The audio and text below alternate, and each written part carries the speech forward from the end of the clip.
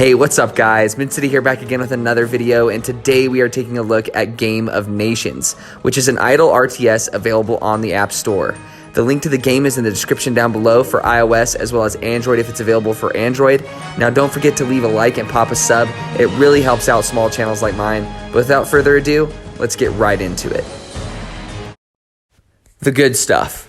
Game of Nations is an idle RTS, which sounds pretty redundant, but let me explain.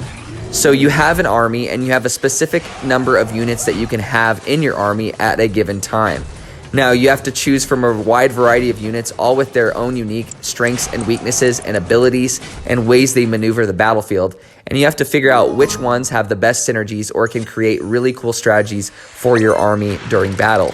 Now you get to place these units anywhere as long as it's on your side of the battlefield. So you get to create your own formations with your own combination of units. And that's where most of your input happens, and that's the RTS element that you play. Now the idle element is where you start the battle and the units just behave on their own. There's no more input from you. However, there are two abilities that you can use in real time during this, and they start you off with a healing ability and an arrow volley. And the arrow volley just fills your opponent's side of the screen with arrows, and then the heal just heals your army a certain amount.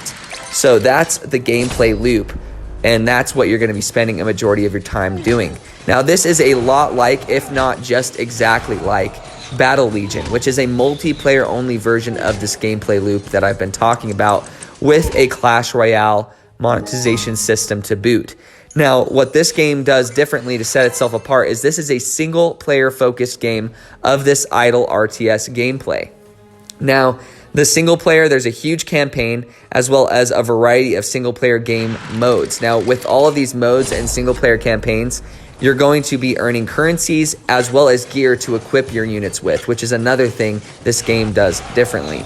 So with this gear, you're going to be able to make them stronger, as well as using currencies to make them stronger and level up your units and make them stronger over time. So you're going to be able to defeat stronger and stronger enemies while you're grinding out this single player modes. Now there is multiplayer as well, but it's not as much of a focus, and you are limited to how much multiplayer you can play at any given time. So if you've been looking for a single player version of Battle Legion, this is definitely an option for you.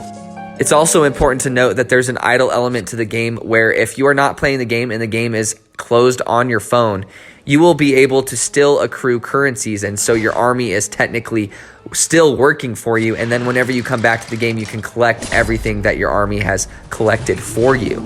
Now, this can only be collected for a certain amount of time, say 2 hours at a time, so it kind of encourages you to come back and collect those resources, even if it's just to open up the game, and it allows you to speed up your progress in the game when you're not playing.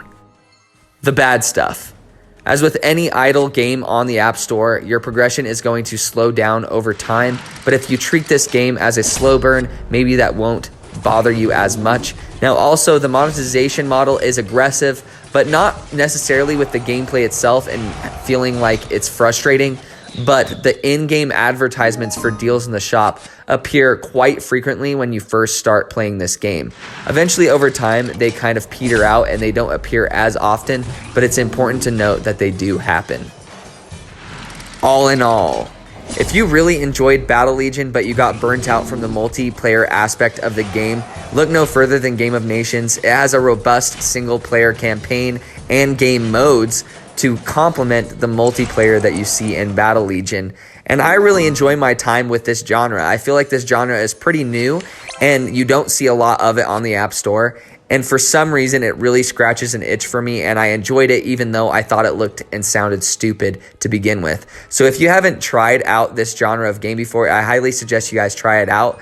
It is free, so you have nothing to lose, and if you end up not really enjoying it in the long term, hey, at least you know what it is and you can avoid this genre in the future. Alright guys, those are my first impressions for Game of Nations. Don't forget to leave a like and pop a sub if you guys are new, or if you enjoy mobile gaming content, or if this helped you out in any way. It really means a lot, and thank you for watching to the end of the video. It really helps out my videos in the algorithm. Don't forget that I do stream on Mondays at 8 p.m. Mountain Standard Time. I also have a Let's Play channel where I play non-mobile games. Everything is in the description.